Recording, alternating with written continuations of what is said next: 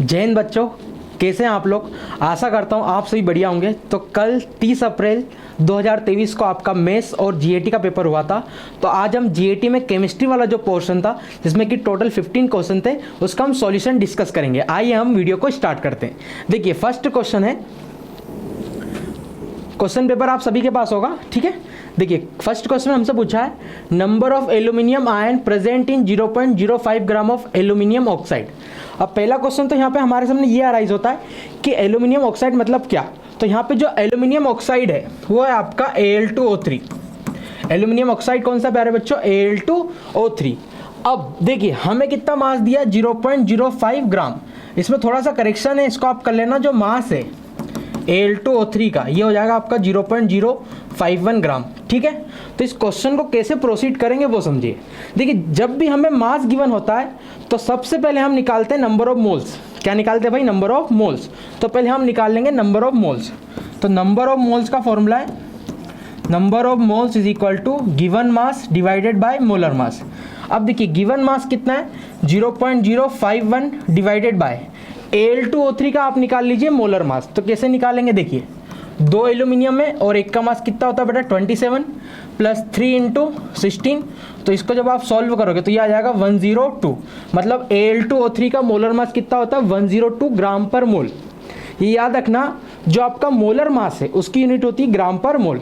तो इसको हम डिवाइड कर देंगे 102 से, तो जो आंसर ये आएगा बेटा 0.05 मोल। यहाँ तक कहानी क्लियर। मतलब जो एल्यूमिनियम ऑक्साइड है जिसका मास कितना था 0.051 ग्राम, इसमें मोल्स कितने बेटा 0.005 मोल। अब आगे आंसर तक कैसे पहुंचेंगे वो समझो। देखो हमारे पास है Al2O3। ध्यान सुनना, काम की बात, ये क्लास में पढ़ाई थी आपको।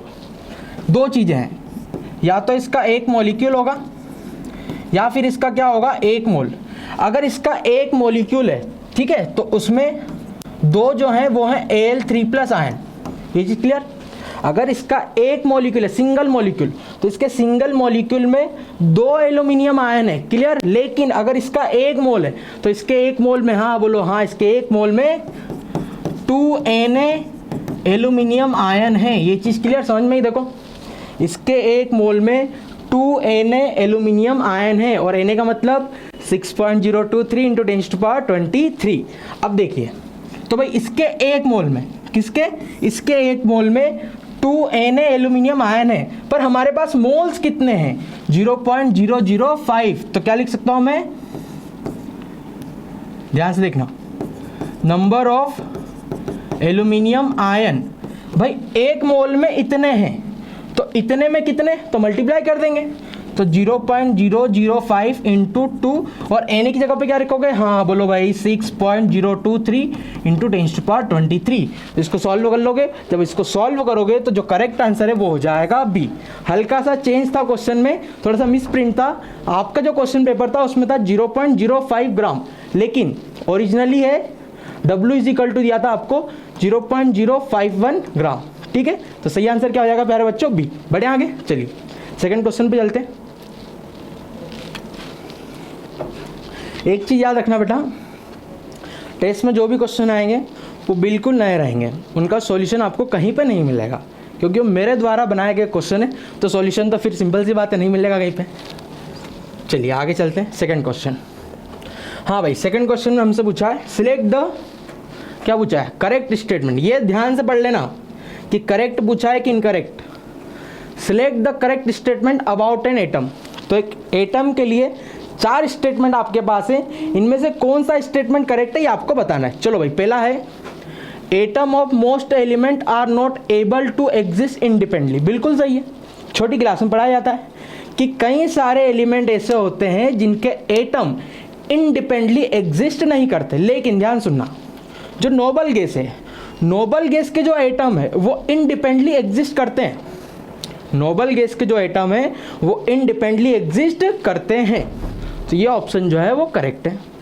Atom form molecule and ion, बहुत सिंपल सवाल है भाई।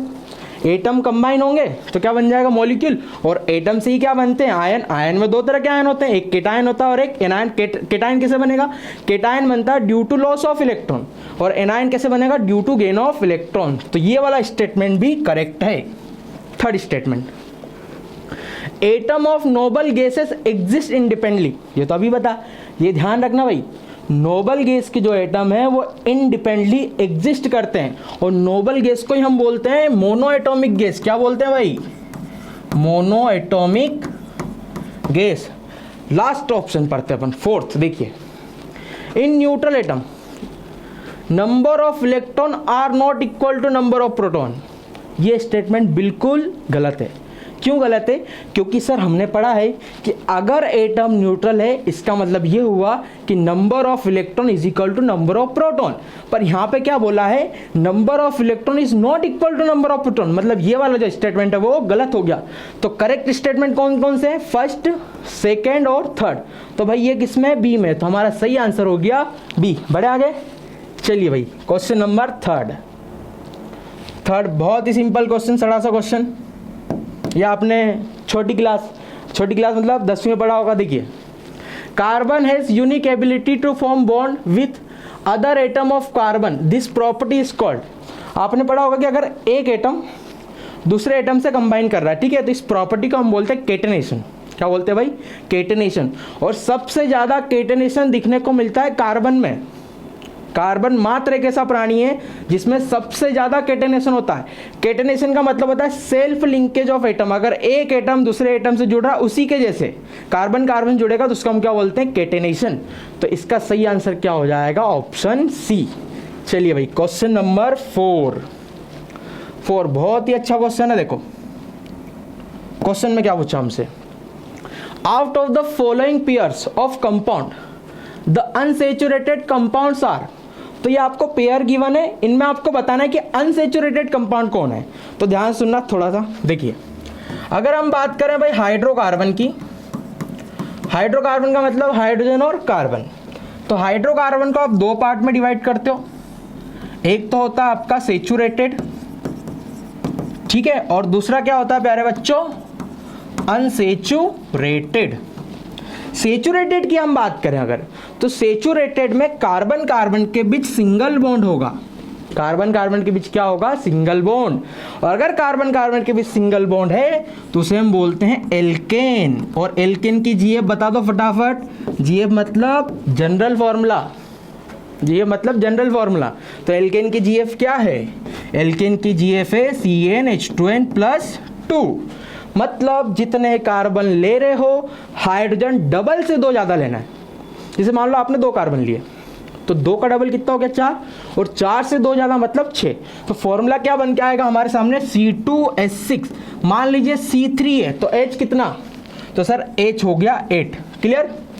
अब देखिए जो अनसेचुरेटेड है इसमें भी हम 2 चीज़ें पढ़ते हैं। अनसेचुरेटेड में हम 2 चीज़ें पढ़ते हैं, एक होता है आपका एल्कीन और एक होता है आपका अल्काइन। एल्कीन में कार्बन कार्बन के बीच डबल बॉन्ड होगा और एल्कीन की जीएफ है CnH2n। मतलब जितने कार्बन ले रहे हो हाइड्रोजन डायरेक्ट डबल करना है। जैसे मान लो 2 कार्बन लिए तो 2 का डबल क्या हो जाएगा? 4। 3 कार्बन लिए तो 3 का डबल क्या हो जाएगा? 6। एल्काइन में कार्बन कार्बन के बीच कम से कम एक ट्रिपल बॉन्ड होगा और अल्काइन की जीएफ है CnH2n-2। मतलब जितने कार्बन ले रहे हो हाइड्रोजन डबल से 2 कम करना है। जैसे मान लो मैंने 4 कार्बन लिए तो 4 का डबल 8 हो गया। अब 8 से 2 कम करना है तो C4H6 बनेगा। क्लियर? तो ये कहानी थी सेचुरेटेड की और ये कहानी है अनसेचुरेटेड की। अब देखिए क्वेश्चन में हमसे पूछा है अनसेचुरेटेड कंपाउंड कौन है, तो फॉर्मूला चेक कर लो भाई। पेयर बताना है, पूरे पेयर में देखना है। देखो यहाँ पे क्या बन रहा है? 2 का डबल 4 और 4 से 2 ज़्यादा 6। मतलब ये तो चले गया सेचुरेटेड में, तो ये तो गलत हो गया। नेक्स्ट 6 का डबल 12, तो 6 का डबल 12 हो गया डायरेक्ट, तो ये किस में चले गया? एल्किन में चले गया। अब यहाँ देखो 5 का डबल 10, 5 का डबल 10 और 10 से 2 ज़्यादा, तो ये किस में चलेगा? एल्केन में। मतलब सेचुरेटेड हो गया ये। यहाँ पे देखना बेटा 4 का डबल कितना हो गया? 8 और 8 से 2 कम है, मतलब ये किस में चले गया? एल्काइन में। 6 का डबल क्या हो गया? 12, तो ये एल्किन में चले गया। तो ये वाला जो पेयर है ये हो गया आपका अल्काइन और ये क्या हो गया भाई? ये हो गया आपका एल्किन। और दोनों ही कैसे हैं? अनसेचुरेटेड। तो सही आंसर क्या हो जाएगा? Option C. ठीक है, तो 4th का आंसर क्या है भाई? सी। चलिए आगे बढ़ते हैं। प्रश्न नंबर 5 पे। अच्छा, बहुत ही शानदार क्वेश्चन। अगर आपने 10th क्लास की एनसीईआरटी ठीक से पढ़ी होगी तो इस क्वेश्चन का आप जवाब दे सकते हो। उसमें क्लियरली लिखा है, देखिए क्वेश्चन है a compound burn with yellow flame is, तो ध्यान सुना है ना, यहाँ से भी क्वेश्चन फंस सकता है। जो सेचुरेटेड कंपाउंड होते हैं, सेचुरेटेड कंपाउंड ब्लू फ्लेम के साथ जलते हैं। लिख दूं क्या? देखिए saturated compound Burns with blue flame. भाई और क्या क्वेश्चन बन सकते हो बता रहा हूं मैं आपको, ठीक है। लेक्चर बहुत काम में आएगा आपके, 15 क्वेश्चन आएंगे, ये ध्यान रखना। मिनिमम 10 से ऊपर सही करवा के रहूंगा आपसे मैं, ठीक है। चलिए 10 से ज़्यादा भी हो सकते हैं, मिनिमम वर्ड यूज कर दिया। और जो अनसेचुरेटेड कंपाउंड है, unsaturated compound Burns with yellow flame, ये चीज़ क्लियर। तो भाई सेचुरेटेड कंपाउंड जो है वो कैसे जलेंगे भाई? ब्लू फ्लेम के साथ जलेंगे, और जो अनसेचुरेटेड कंपाउंड है वो येलो फ्लेम के साथ जलेंगे। तो आपसे क्वेश्चन में पूछा येलो फ्लेम, तो आपको वो सिलेक्ट करना था जो अनसेचुरेटेड है। और अनसेचुरेटेड क्या है, मैंने अभी जस्ट बताया। देखिए भाई 2 का डबल होता है 4, और 4 से 2 ज़्यादा 6, मतलब ये तो एल्केन हो गया, ये तो हटा दो। 3 का डबल होता है 6, इसको रखना है, ठीक है, अनसेचुरेटेड है। 4 का डबल 8, और 8 से 2 ज़्यादा, इसको भी हटा दो। 4 का डबल 8, और 8 से 2 कम है, मतलब ये भी अनसेचुरेटेड है, तो इसको भी रख लेते हैं। तो सही आंसर क्या हो जाएगा? 2 और 4, तो किसमें है भाई? सी में है। तो सही आंसर हो गया 2 और 4। चलिए आगे चलते हैं। प्रश्न क्रमांक 6, क्वेश्चन नंबर 6। ये भी बढ़िया क्वेश्चन है, ध्यान सुनना। देखो इसमें ऐसा है कि देखो आपने 11th पढ़ी ली होगी, 12th में होंगे आप, या कुछ लोग 10th में, जैसा भी है। अगर आप सिर्फ 10th तक का नॉलेज लगाओगे तो ये क्वेश्चन आपका सही हो जाएगा। अगर आपने उसमें 11th भी लगा दी तो आप गड़बड़ कर जाओगे, ठीक है। कैसे, मैं अभी आपको बता देता हूँ, ध्यान से देखिएगा, है ना। देखिए क्वेश्चन में क्या बोला है, one of the following molecular formula can represent 2 organic compound having different functional group, ठीक है। तो इनमें से एक फॉर्मूला है जो कि क्या करता है, 2 ऑर्गेनिक कंपाउंड को रिप्रेजेंट करता है, और उनमें जो फंक्शनल ग्रुप है वो डिफरेंट है। फंक्शनल ग्रुप आप सभी ने पढ़ा होगा, तो आपको फॉर्मूला बताना है कि वो कौन सा फॉर्मूला होगा, ठीक। अगर हम पहले फॉर्मूले से देखें, ठीक, कुछ चीज़ें मैं आपको बता देता हूँ, जैसे एल्डिहाइड एंड कीटोन, ठीक। एल्डिहाइड और कीटोन जो हैं ये एक दूसरे के फंक्शनल आइसोमर होते हैं, पढ़ा होगा आपने, ठीक है। 11th में पढ़ा होगा टीचर ने, 10th में नहीं पढ़ा था ये टीचर, ठीक है। एल्डिहाइड और कीटोन जो है ये क्या होते हैं, एक दूसरे के फंक्शनल आइसोमर। फिर आपने ये भी पढ़ा होगा एल्कोहल एंड ईथर, ये भी एक दूसरे के क्या होते हैं बेटा, फंक्शनल आइसोमर। आपने ये भी पढ़ा होगा कि कार्बोक्सिलिक एसिड एंड एस्टर, ये भी आपस में क्या होते हैं, फंक्शनल आइसोमर। ये चीज़ क्लियर, कहानी क्लियर। अब ध्यान से सुनना, देखो पहला जो फॉर्मूला है वो क्या है, C5H12O। अब इससे मैं क्या क्या बना सकता हूँ वो समझो। अच्छा ये याद रखना कि कार्बोक्सिलिक एसिड और एस्टर, इनमें आपको 2 ऑक्सीजन तो चाहिए ही चाहिए भाई। अगर कार्बोक्सिलिक एसिड और एस्टर की बात हो रही है तो कितने ऑक्सीजन चाहिए आपको? 2 ऑक्सीजन चाहिए। पर अब दिक्कत क्या है वो समझो। जब आप 10th क्लास में साइंस पढ़ते हो, केमिकल बॉन्डिंग याद करो, तो उसमें आप क्या क्या पढ़ते हो? आप उसमें एल्डिहाइड और कीटोन पढ़ते हो। हाँ बिल्कुल सर पढ़ते हैं। एसीटोन याद है, फॉर्मल्डिहाइड, फॉर्मलिन, एल्कोहल और ईथर। आप एल्कोहल तो पढ़ते हो, मिथेनॉल, इथेनॉल, प्रोपेनॉल, पर आप उस समय ईथर नहीं पढ़ते, क्योंकि ईथर जो आपको 11th में पढ़ाया जाएगा, ठीक है। अब यहाँ पे देखो कार्बोक्सिलिक एसिड एंड एस्टर, तो आप 10th में क्या पढ़ते हो, कार्बोक्सिलिक एसिड, लेकिन उस समय आप एस्टर नहीं पढ़ते। मतलब आपको जो आंसर देना था वो इससे देना था, एल्डिहाइड एंड कीटोन से। किससे देना था भाई? एल्डिहाइड एंड कीटोन से। तो देखिए अगर हम इसको चेक करें, ध्यान से देखना ना, या ये वाले ऑप्शन को आप चेक करो, तो एल्डिहाइड और कीटोन कैसे बनेगा वो समझो। 5 कार्बन है, CH3, CH2, CH2, CH2, CHO, ये तो हो गया आपका एल्डिहाइड, ठीक है। और कीटोन बनाना अगर तो ऐसे बनाएंगे, CH3, CH2, C double bond हो, single bond CH2, single bond CH3, दोनों का फॉर्मूला क्या है? सेम। और दोनों में जो फंक्शनल ग्रुप है वो क्या है बेटा? अलग अलग। अच्छा ये तो बिल्कुल नहीं हो सकता, डी तो नहीं होगा, इसमें कहेगा भाई फंक्शनल ग्रुप, और इसमें 2 ऑक्सीजन है, और 2 ऑक्सीजन जो है वो किस में चले जाएंगे बोलो, हाँ वो चले जाएंगे कार्बोक्सिलिक एसिड और एस्टर में, वो आपके सिलेबस का हिस्सा नहीं था। और तो इसका सही आंसर क्या हो जाएगा भाई, बी। क्लियर, बढ़े आगे, फॉर्मूला सेम ही है, देखो इन दोनों का फॉर्मूला क्या है, C5H10O। बढ़े आगे, तो याद रखना छठे का जो सही आंसर है वो हो जाएगा बी। ठीक, करेक्शन कर लेना थोड़ा सा।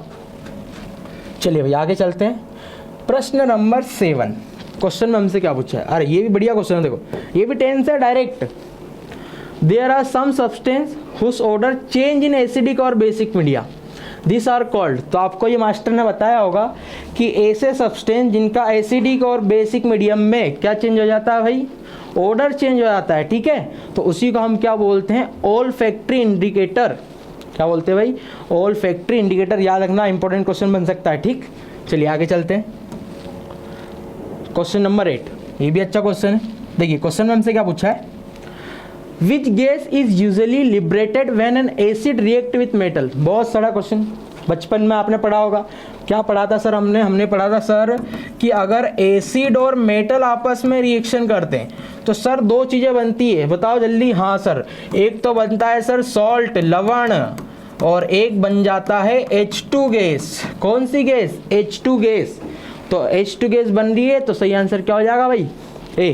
क्लियर, चलिए तो 8 का आंसर हो गया है।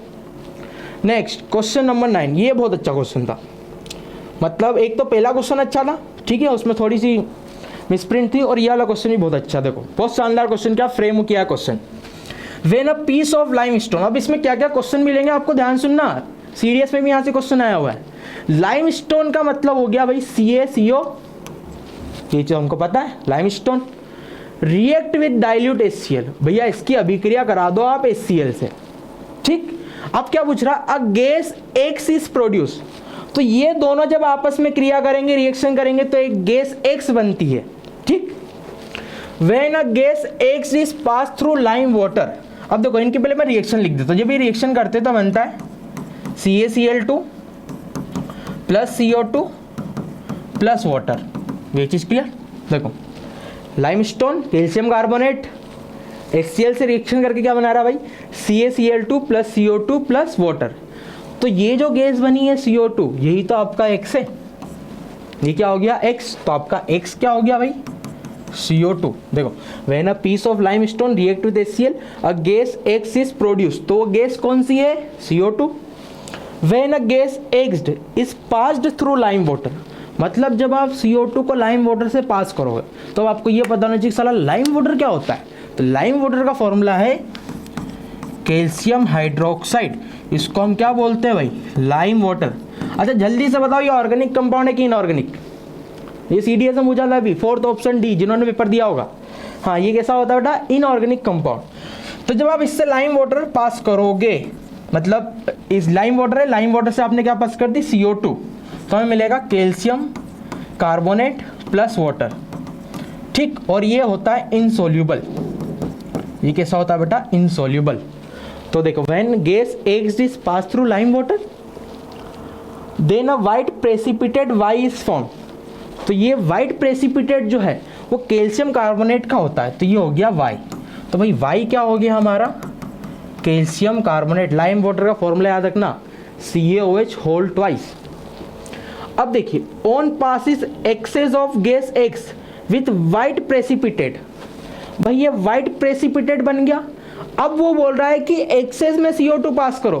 किताब अगर NCERT पढ़ी हो तो उसमें लाइन लिखी हुई है कि जब आप, ध्यान सुनना, ये जो प्रेसिपिटेट बना है इसमें अगर आप एक्सेस में CO2 पास करोगे तो ये प्रेसिपिटेट गायब हो जाएगा, ये प्रेसिपिटेट गायब हो जाएगा। और किसके बनने से गायब होगा, तो भाई मैं रिएक्शन लिख देता हूं, देखो बनेगा क्या, calcium carbonate plus water plus CO2, excess में CO2 पास करनी है तो बनेगा कैल्शियम बाई कार्बोनेट। और ये कैसा होता है भाई, ये होता है सोल्यूबल। तो ये हो गया आपका Z, तो X हो गया CO2, Y हो गया आपका कैल्शियम कार्बोनेट और Z हो गया आपका कैल्शियम बाई कार्बोनेट। भाई CO2 calcium carbonate, calcium by carbonate, तो सही आंसर क्या हो गया भाई प्यारे बच्चों, C। क्लियर, बढ़े आगे, चलिए आगे चलते हैं। प्रश्न नंबर 10, ये तो सिंपल सा क्वेश्चन है। ये क्वेश्चन है आपका एसिड बेस्ड सॉल्ट से, ठीक है। ये याद रखना एनडीए वालों, एसिड बेस्ड सॉल्ट से मिनिमम 3 से 4 क्वेश्चन आएंगे, तो उसकी हर एक लाइन ध्यान से पढ़ के जाना, क्योंकि वो डायरेक्ट लाइन से ही क्वेश्चन बनाएगा, ठीक। चलिए भाई, the substance which on treatment with chlorine yield bleaching powder. भाई ब्लीचिंग पाउडर का फॉर्मूला होता है CaOCl2, तो आपने पढ़ा होगा लाइम वाटर मतलब CaOH होल ट्वाइस। इससे जब हम क्लोरीन पास करते हैं तो हमें मिलता है CaOCl2, ठीक, करेक्ट। तो इसका सही आंसर क्या हो जाएगा भाई? अच्छा, क्विक लाइम मतलब कैल्शियम ऑक्साइड, ये याद रखना। स्लेक्ड लाइम मतलब इसी को बोलते हैं लाइम वाटर, भुजा हुआ चूना, ठीक है, और ये अनभुजा चूना, तो ये हो जाएगा आपका CaOH होल ट्वाइस। तो हमारा सही आंसर क्या हो जाएगा बेटा? बी, क्योंकि होता क्या है कि जब आप स्लेक्ड लाइम से Cl2 पास करोगे तो आपको क्या मिलेगा? Bleaching powder. Question number 11। चलिए भाई क्वेश्चन देखो, ये भी अच्छा क्वेश्चन है। क्वेश्चन में हमसे पूछा है which of the following does not involve a chemical reaction. तो आपको ये बताना है कि भाई किसमें केमिकल रिएक्शन नहीं होगी। चलिए सही, digestion of food in our body, अरे भाई केमिकल रिएक्शन होगी तो ही तो खाना पचेगा, ठीक है, तो ये तो केमिकल रिएक्शन है। Process of respiration, process of respiration भी क्या भाई? केमिकल रिएक्शन, रेस्पिरेशन समझते हो ना? हाँ, burning of candle wax when heated, देखो जब बर्निंग आ गया तो बर्निंग जो है वो हो जाएगा आपका केमिकल रिएक्शन। क्या हो जाएगा भाई? Chemical reaction. तो फिर अब बचा क्या? डी। मेल्टिंग आ गया, मेल्टिंग ऑफ कैंडल क्या हो जाएगा भाई? केमिकल रिएक्शन नहीं होगा, ठीक है, तो इसका सही आंसर हो जाएगा डी। चलिए प्रश्न नंबर 12, क्वेश्चन नंबर 12, ये भी अच्छा क्वेश्चन है। इनके सॉल्यूशन नहीं मिलेंगे आपको भाई कहीं, ये मैंने ही बनाया है, ठीक है, फ्रेश एकदम। देखिए, one of the following is an exothermic reaction. आपको ये बताने कि इसमें से कौन सी रिएक्शन एक्सोथर्मिक होती है, तो भाई मैं थोड़ा सा आइडिया दे देता हूँ आपको। एंडोथर्मिक रिएक्शन ऐसी रिएक्शन होती है जिसमें हीट एब्जॉर्ब होती है, और एक्सोथर्मिक रिएक्शन ऐसी रिएक्शन है जिसमें हीट रिलीज होती है, ये सब याद रखना। अब देखिए, इलेक्ट्रोलाइसिस ऑफ वाटर आपने पढ़ा होगा, इलेक्ट्रोलाइसिस कैसा होता है भाई? एंडोथर्मिक, ठीक है। प्रोसेस ऑफ रेस्पिरेशन, इस पे आते हैं हम। Conversion of lime stone into quick lime. अच्छा, ये ध्यान रखना, रिएक्शन देखो, लाइम स्टोन मतलब CaCO3, जब इसको आप हीट दोगे तो ये ब्रेक कर जाएगा कैल्शियम ऑक्साइड प्लस CO2 में। ये अपने आप इसमें ब्रेक नहीं करता, इसको आपको हीट देनी पड़ेगी, और अगर हीट दी मतलब क्या हो जाएगा? Endothermic. Next, process of photosynthesis, भाई अगर सूरज लाइट नहीं देगा तो फोटोसिंथेसिस नहीं होगा ना, तो इसमें भी आप लाइट दे रहे हो तो क्या हो जाएगा? एंडोथर्मिक। तो सही आंसर क्या हो जाएगा भाई? बी। याद रखना, प्रोसेस ऑफ रेस्पिरेशन जो है वो क्या होता है बेटा? एक्सोथर्मिक, इसमें हीट रिलीज होती है। प्रश्न नंबर 13, क्वेश्चन नंबर 13 देखिए, ये बहुत अच्छा क्वेश्चन था। मैक्सिमम बच्चों ने अगर आपने अगर बेसिक में अगर आपके गड़बड़ है तो क्वेश्चन आप बिल्कुल गलत कर दोगे, ठीक। चलिए देखिए, इसका ऑप्शन भी बहुत बढ़िया बना है। तो भाई ये कोई सी रिएक्शन दिया आपको, ठीक है, अगर आपने पढ़ी हो तो ये किस में यूज होती है? बताओ। हाँ, कौन सी प्रोसेस है ये? सर ये प्रोसेस है थर्माइट प्रोसेस। और थर्माइट प्रोसेस किस में यूज होती है? बोलो। हाँ, ये यूज होती है वेल्डिंग में। याद आया क्या? Class 10 first chapter chemical reaction and equation. तो ये थर्माइट प्रोसेस का क्वेश्चन है। याद रखना, थर्माइट प्रोसेस जो हाईली एक्सोथर्मिक होती है। कैसी होती है भाई? Highly exothermic. चलिए, तो भाई ये इनकरेक्ट स्टेटमेंट, ये याद रखना, करेक्ट पूछा कि इनकरेक्ट, पता चले उसने करेक्ट पूछा था और तुम टिक कर क्या आए हो इनकरेक्ट पे, तो गड़बड़ हो जाएगी। तो हमें क्या बताना? इनकरेक्ट स्टेटमेंट, ठीक है। तो चलो पहला question, it is a displacement reaction. तो भाई हाँ, डिस्प्लेसमेंट रिएक्शन तो है। किसने किसको डिस्प्लेस करा? तो सर डिस्प्लेस जो है एल्यूमिनियम ने, यहाँ से देखना, एल्यूमिनियम, ठीक है, एल्यूमिनियम जो ऑक्सीजन के साथ कंबाइन हो गया, मतलब एल्यूमिनियम ने किसको डिस्प्लेस कर दिया? आयरन को डिस्प्लेस कर दिया। तो भाई ये डिस्प्लेसमेंट रिएक्शन तो है। Aluminium is act as reducing agent. अब सर ये रिड्यूसिंग एजेंट क्या होता है? कुछ नहीं, देखो सिंपल सा, जैसे अगर अपन बोलते प्रॉपर्टी एजेंट, मुझे ये बताओ, प्रॉपर्टी जो एजेंट है वो दूसरों को प्रॉपर्टी दिलाता है कि खुद प्रॉपर्टी लेता है? सर कैसा क्वेश्चन पूछ रहे हो? सबको पता है, जो प्रॉपर्टी एजेंट है वो दूसरों को प्रॉपर्टी दिलाता है, ठीक है। तो अब यहाँ पे क्या लिखा है भाई? कहाँ गया? Reducing agent. रिड्यूसिंग एजेंट मतलब दूसरों का करेगा रिडक्शन, दूसरों का क्या करेगा? रिडक्शन, और खुद का करेगा ऑक्सीडेशन। रिडक्शन और ऑक्सीडेशन समझ में आ रहा है? रिडक्शन का मतलब होता है गेन ऑफ इलेक्ट्रॉन, और ऑक्सीडेशन का मतलब होता है लॉस ऑफ इलेक्ट्रॉन, ठीक है। तो जो रिड्यूसिंग एजेंट है वो दूसरों का क्या करेगा? रिडक्शन। और खुद का क्या करेगा, ऑक्सीडेशन। अच्छा, आपने ये भी पढ़ा होगा कि सर रिडक्शन का मतलब होता है increase in oxidation number, sorry decrease in oxidation number. Reduction का मतलब क्या होता है, डिक्रीज इन ऑक्सीडेशन नंबर, और ऑक्सीडेशन में आपने पढ़ा होगा इंक्रीज इन ऑक्सीडेशन नंबर। ठीक है, आशा करता हूँ कि आपको ऑक्सीडेशन नंबर निकालते आता होगा। रिडक्शन का मतलब होता है डिक्रीज इन ऑक्सीडेशन नंबर या फिर गेन ऑफ इलेक्ट्रॉन, और ऑक्सीडेशन का मतलब होता है इंक्रीज इन ऑक्सीडेशन नंबर या फिर लॉस ऑफ इलेक्ट्रॉन। तो aluminium is act as reducing agent. अभी कैसे चेक करते हैं, देखो ध्यान से देखना, ध्यान देखना ना, अच्छा क्वेश्चन है। रिएक्शन क्या थी भाई, Fe2O3 प्लस Al, ये कन्वर्ट हो रहा है आपका Al2O3 प्लस 2Fe। तो सबसे पहले आप सभी का ऑक्सीडेशन नंबर लिख दो। अब आपको ऑक्सीडेशन नंबर निकालते आना चाहिए। ठीक है, तो ये कैसे निकालेंगे भाई, यहाँ पे ये +3 है, ये 0 है, ये +3 है, और ये क्या हो जाएगा बेटा 0। अब देखिए +3 से किस में चले गया भाई, 0 में। तो अगर +3 से 0 में गया तो सर ऑक्सीडेशन नंबर घटा, और अगर ऑक्सीडेशन नंबर घटा तो सर ये हो गया हमारा रिडक्शन। ये 0 से गया +3 में तो सर ऑक्सीडेशन नंबर बढ़ा, मतलब सर ये हो गया ऑक्सीडेशन। मतलब इस रिएक्शन में इसका क्या हो रहा है, इसका हो रहा है रिडक्शन, और इसका क्या हो रहा है ऑक्सीडेशन। जिसका रिडक्शन होता है वो है मेरे बच्चों ऑक्सीडाइजिंग एजेंट, जिसका रिडक्शन होता है वो क्या होता है ऑक्सीडाइजिंग एजेंट, और जिसका ऑक्सीडेशन होता है वो क्या होता है रिड्यूसिंग एजेंट। क्लियर, उल्टा सोचो, जिसका रिडक्शन होता है वो ऑक्सीडाइजिंग एजेंट, और जिसका ऑक्सीडेशन होता है वो क्या होता है भाई रिड्यूसिंग एजेंट। क्लियर यहाँ तक की कहानी। तो अब देखो क्वेश्चन में क्या पूछा हमसे, aluminium is act as reducing agent. क्या एल्यूमिनियम रिड्यूसिंग एजेंट है, तो सर एल्यूमिनियम रिड्यूसिंग एजेंट तो है, इसके अकॉर्डिंग तो एल्यूमिनियम क्या हो जाएगा रिड्यूसिंग एजेंट। एक सेकंड चेक कर लेते हैं भाई, रुक जाओ। रिएक्शन है Fe2O3 plus Al give Al2O3 और Fe। ठीक है, आपने सबका ऑक्सीडेशन नंबर लिख दिया, +3 से 0 तो रिडक्शन, तो ये हो जाएगा आपका ऑक्सीडाइजिंग एजेंट।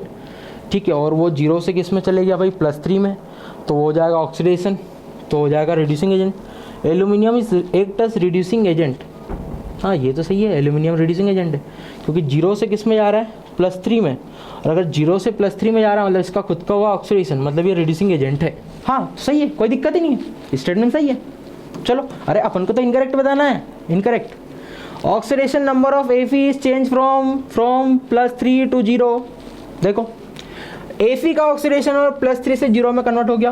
अच्छा सर यहाँ पे +3 वहाँ पे 0, अरे सर ये स्टेटमेंट भी सही है, +3 से क्या हो गया 0, मतलब सही है सर, इसमें कोई इनकरेक्ट स्टेटमेंट है ही नहीं।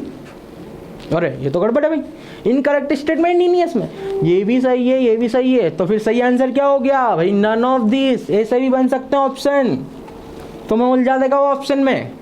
क्वेश्चन है इजी, पर ऑप्शन वो इस तरह से फ्रेम करेगा कि सिट्टी पिट्टी गुल हो जाएगी तुम्हारी। ठीक है, चलिए आगे चलते हैं। तो भाई 13 का आंसर हो गया D, none of this. Question number 14, इसको भी निपटा देते हैं अपन। क्या बोल रहा भाई हमसे, the term use to indicate the development of unpleasant smell. अरे वाह, ये तो सिंपल सा क्वेश्चन है यार। आपने देखा होगा कि खाना जो वो कुछ दिनों बाद खराब हो जाता है, ठीक है, सड़ जाता है, तो उसको हम क्या बोलते हैं भाई रेंसिडिटी। ये डायरेक्ट है, ठीक है भाई, याद रखना यार, इसको क्या बोलते हैं रेंसिडिटी। चलिए भाई लास्ट क्वेश्चन, क्वेश्चन नंबर 15। भाई सॉल्यूशन ज़रूर देख लेना, क्योंकि होता क्या है कि जब आप क्वेश्चन आता है तो आपकी मेंटलिटी और टीचर की मेंटलिटी में बहुत अंतर होता है। आप क्या करते हो, कभी कभी आपको याद है और आप टिक कर जाते हो, नहीं याद नहीं करना है आपको, आपको समझ के टिक करना है, क्योंकि अगर नया क्वेश्चन आ गया तो आपकी सिट्टी पिट्टी गुल हो जाएगी फिर। चलिए भाई क्या पूछ रहा है, a solution react with zinc granules to give a gas which burn with pop sound. ठीक, तो ये सिंपल सी एक रिएक्शन पढ़ी होगी आपने, ठीक है, 10th क्लास में पढ़ते हैं। जब हम जिंक की रिएक्शन HCl से कराते हैं, हाइड्रोक्लोरिक अम्ल, ठीक है, तो हमें मिलता है भाई ZnCl2 प्लस H2 गैस, इसका पॉपअप साउंड होता है। तो सही आंसर क्या हो जाएगा बेटा डी। ठीक है, तो ये 15 क्वेश्चन का सॉल्यूशन है। आप हर एक क्वेश्चन को ध्यान से देखना, क्योंकि हर एक क्वेश्चन में मैंने कुछ ना कुछ आपको नया बताया होगा। ठीक, आशा करता हूँ कि आने वाले जो टेस्ट हैं, देखो जिन बच्चों का टेस्ट अच्छा गया बेटा वो कोशिश करें और अच्छा करने की, रैंक पे ध्यान दें। ठीक है, सिलेक्शन, ठीक है, आपका सिलेक्शन तो हो ही जाएगा, कोई बड़ी बात नहीं। जिनके अच्छे नंबर आए हैं वो रैंक पे ध्यान दें, जिनके थोड़े कम नंबर आए हैं डीमोटिवेट होने की कोई ज़रूरत नहीं है। टेस्ट जो है वो आपकी आंखें खोल देता है, ठीक है, टेस्ट क्या करता भाई, आपके आंखें खोल देता कि अब पढ़ना है तो पढ़ाई चालू कर दो, अगले टेस्ट में हमें सबसे अच्छे नंबर चाहिए भाई। आप कोशिश करना अपना बेच दो, दूसरे से मत कंपेयर करो कि भाई उसके इतने नंबर आ गए उसके इतने आगे, नहीं, आप खुद से आगे बढ़ो। अगर आपके 100 आ रहे हैं तो कोशिश करो कि यार मैं अगले टेस्ट में 100 से ऊपर लेके आऊँ। ठीक, तो एक आखिरी 2 लाइनों के साथ विदा लेना चाहूँगा। वसीम साहब, वसीम बरेली, इनका एक बहुत फेमस शेर है कि उसूलों पे आँच आए तो टकराना ज़रूरी है और ज़िंदा हो तो ज़िंदा नज़र आना ज़रूरी है। जय हिंद प्यारे बच्चों।